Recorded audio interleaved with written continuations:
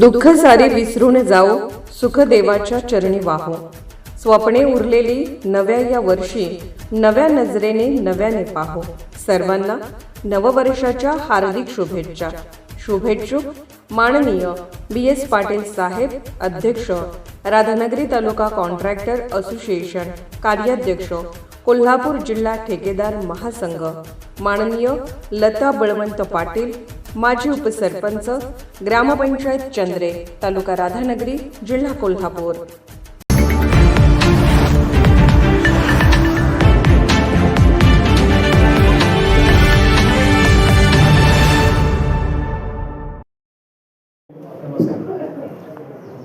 आज आमची पत्रकार परिषद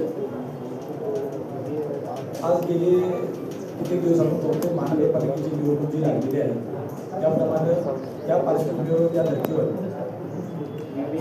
बहुजनांच्या संघटना कुठेतरी एकत्रित येऊन जे आपण आता सगळ्याचं राजकारण बघायला लागलो की महायुती असू दे, महाविकास असू दे, फोडो आणि काय करा पण तो सत्तेत घ्या. तर याच्या विरोधात बहुजनांचा आवाज जर पोहोचवायचा असेल, त्यांना काय द्यायचं असेल तर त्यासाठी सगळ्या संघटनांच्या माध्यमातून गेले 6-7 महिने चर्चा चालू होती, वारंवार बैठका होत होत्या. त्यामध्ये आमची वंचित बहुजन आघाडी म्हणून पण त्यांच्यासोबत चर्चा चालू होती आणि अशा जवळजवळ सगळ्या बहुजनांच्या संघटना एकत्रित येईल आम्ही पुढे जातो. पुढे जात असताना आमच्या पक्षाची सभा झाली, विजयी संकल्प महासभा. विजयी संकल्प महासभेच्या नंतर आणि आम्हाला या सगळ्या जोडलेल्या संघटना आम्ही पुढे जात असताना अचानक ट्विस्ट झाला आणि महाविकासमधून आम आदमी पार्टी बाहेर पडली आणि त्यांनी एक चांगला निर्णय घेतला की खरोखर जर कार्यकर्त्याला संधी द्यायची असेल आणि कार्यकर्त्याचा जर सन्मान करायचा असेल तर त्या धर्तीवर त्यांनी त्या महाविकासमधून म्हणजे इंडिया आघाडीतून बाहेर पडले. इंडिया आघाडीतून बाहेर पडल्यानंतर त्यांचा आमची बोलणी सुरू झाली. बोलणी सुरू होत मग त्या बोलणीचं रूपांतर या आमच्या बहुजनांच्या संघटना, आम्ही आणि आप असं एकत्रित येऊन मग बाकीच्यांनी पक्षांचे प्रस्ताव आमच्याकडे यायला लागलेले आहेत. त्यावर एक कोल्हापूरला एक चांगल्या पद्धतीची आघाडी देण्याचा इथं आम्ही प्रामुख्याने प्रामाणिक प्रयत्न करणार आहोत आणि त्या पद्धतीनं मी आपली भूमिका आपल्यासमोर मांडत आहे की आपण बघतोय घराण्याशाहीचं राजकारण असेल, दबावतंत्र वापरलं चाललेलं आहे, गृहीत धरलेलं चाललेलं आहे, कार्यकर्ता आणि तसेच सामान्य जनतेला सुद्धा गृहीत धरलेलं आहे की काय नाही महायुती किंवा महाविकास. तर असं नाही आहे. कोल्हापूरची जनता ही फार वेगळी आहे. जे कोल्हापुरात घडतं ते देशात घडतं आणि कोल्हापूरची जनता ही सर्वसामान्यांच्या कायम पाठीशी राहते. म्हणूनच आम्ही फुले शाहू आंबेडकर यांचा वारसा, यांचे विचार पुढे नेण्यासाठी म्हणून आम्ही एकत्रित येऊन ही नवीन आघाडी स्थापन करत आहोत. त्याच्यापुढे लवकरच आमचं जागा वाटप आणि त्या पद्धतीने चर्चा होऊन ते आम्ही त्यावर एकमत होऊ. जागा वाटपाबाबत काय मोठा तिढा आहे असं आम्हाला वाटत नाही, कारण आमचे संदीप देसाई साहेब आणि आम्ही चांगले मित्र आहोत आणि एकच आहे की कार्यकर्त्याला संधी द्यायची. तर आता मी इथं थांबून आमचे संदीप देसाई साहेब यांना विनंती करतो त्यांनी त्यांची भूमिका आजपर्यंत या पत्रकार बंधू भगिनींनी रस्त्यावरच्या लढाईला सातत्यानं लोकांच्या समोर न्यायचा प्रयत्न केला, अतिशय चांगल्या पद्धतीने प्रयत्न केला. गेल्या 7-8 महिन्यापासून वंचितचे आमचे सहकारी अरुणभाई सोनवणे यांनी सांगितलं की बाबा समाजामध्ये आपण कुठेतरी एकत्र राहायला पाहिजे म्हणून सातत्याने ते प्रयत्न करत होते. प्रत्येकाचा अजेंडा एकच आहे, या निवडणुकीला सामोरं जाणं. या निवडणुकीला सामोरं जात असताना आम्ही महाविकास आघाडी म्हणून सामोरं जायचा असा निर्णय झाला होता. याच्याबद्दल मी स्वतंत्र आम आदमी पार्टीच्या वतीने पत्रकार परिषद घेऊन त्याच्यामध्ये भूमिका सुद्धा व्यक्त केली होती. लोकसभा आणि विधानसभा या दोन्ही लोकसभा आणि विधानसभेला आम्हाला एक आश्वासन दिलं होतं की आम्ही कोणत्याही परिस्थितीमध्ये महाविकास आघाडी, इंडिया आघाडी म्हणून लढू आणि सर्व घटक पक्षाला न्याय द्यायचा प्रयत्न करू. पण तसं काही होताना दिसलं नाही आणि मग ज्यावेळी चर्चेच्या फेऱ्या सुरू झाल्या तेव्हा एक जाणवलं की आपल्यावर सातत्यानं अन्याय होतोय. आणि नुसतं आम आदमी पार्टी या घटक पक्षावरच नव्हे तर बहुतांश सगळ्याच पक्षातल्या कार्यकर्त्यांवर अन्याय होते. ज्यावेळी तिकीट मागितलं जातं, सुरुवात मागितल्यानंतर तुझ्याकडे पैसे किती आहेत, तू या निवडणुकांमध्ये किती पैसे खर्च करणार आहेस, तुझी अवकाल आहे का 50 लाख खर्च करायचे, तुझ्या खिशामध्ये 70 लाख 1 कोटी आहेत का. आमचा साधा प्रश्न होता की कार्यकर्त्यानं ते पैसे आणायचे कुठं. आतापर्यंत आम्ही सतरंजा उचलल्या असतील, आतापर्यंत आम्ही खुर्च्या उचलल्या असतील, आतापर्यंत आम्ही स्टेजची व्यवस्था केली असेल, मन लावून प्रत्येक पक्षाचा अजेंडा घराघरापर्यंत पोहोचवायचा प्रयत्न केला असेल, मग निवडणुकीच्याच वेळी पैशाचा विषय का येतो असा एक कार्यकर्ता म्हणून मला प्रश्न पडतो. आणि म्हणून याला कुठेतरी आवाज द्यायचा, याला कुठेतरी न्याय द्यायचा. आणि म्हणून आम्ही निर्णय घेतला या महाविकास आघाडीतनं, या इंडिया आघाडीतनं आपण बाहेर पडूया आणि स्वतंत्र कार्यकर्ता पॅटर्न राहूया. याची 2-3 कारणं आहेत मित्र.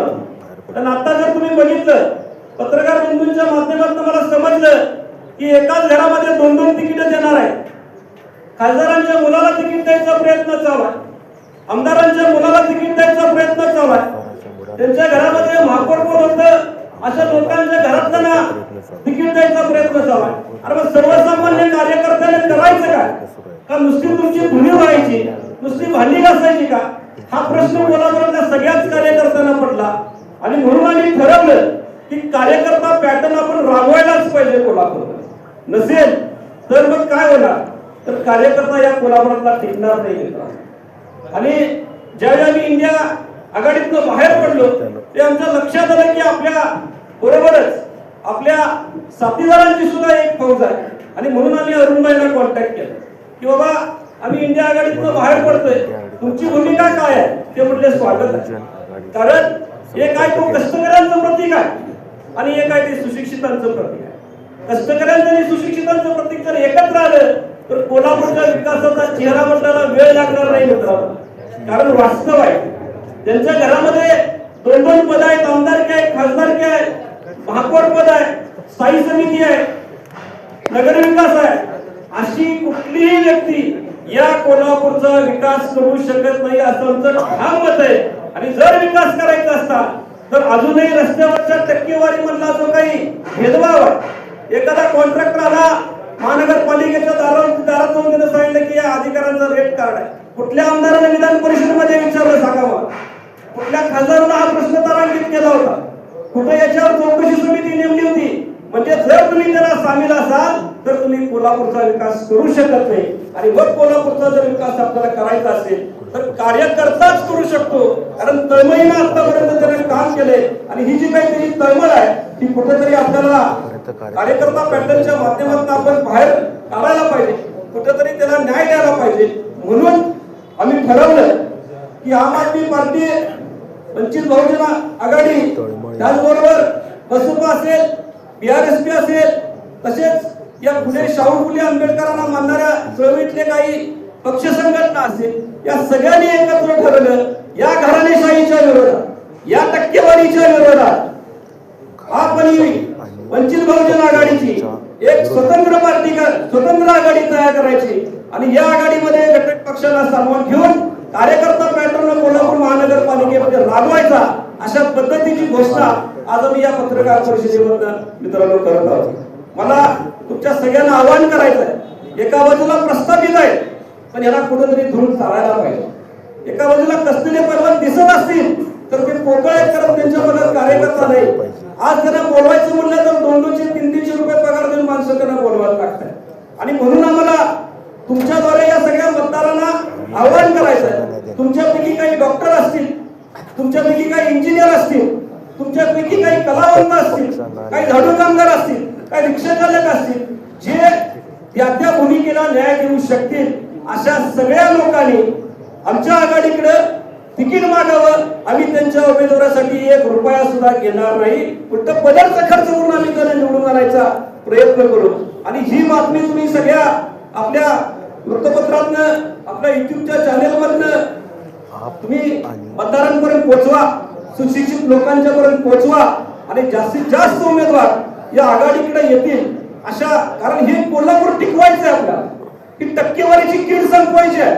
या कोल्हापूर महानगरपालिकेच्या शाळेच्या क्षेत्रातील ज्या शाळा आहेत त्या चांगल्या करायच्या, तिथली आरोग्य व्यवस्था अगदी ऐरणीला लागलेली आहे, तिला व्यवस्थित करायचं, घरपोच दाखले द्यायचे, अशा पद्धतीच्या सुविधा फक्त कार्यकर्ता पॅटर्नच्या माध्यमातून राबवायच्या, अशी घोषणा आम्ही करण्यासाठी आज आम्ही सगळीच घटक पक्षातली मंडळी, समविचारी पक्षातली मंडळी एकत्र आलोय आणि ही आघाडी इथून पुढे चांगल्या पद्धतीने कोल्हापूरचा विकास करण्याची अशी ग्वाही देतो आणि तुमच्या सगळ्यांचं पुन्हा एकदा तुम्ही इथं जमलात त्याच्याबद्दल तुमच्या सगळ्यांचं आभार मानतो. निर्भीड बेधडक बातमीसाठी दर्पण न्यूज चॅनलला लाईक करा, शेअर करा, सबस्क्राईब करा. मुख्य संपादक अभिजित रांजणे, दर्पण न्यूज.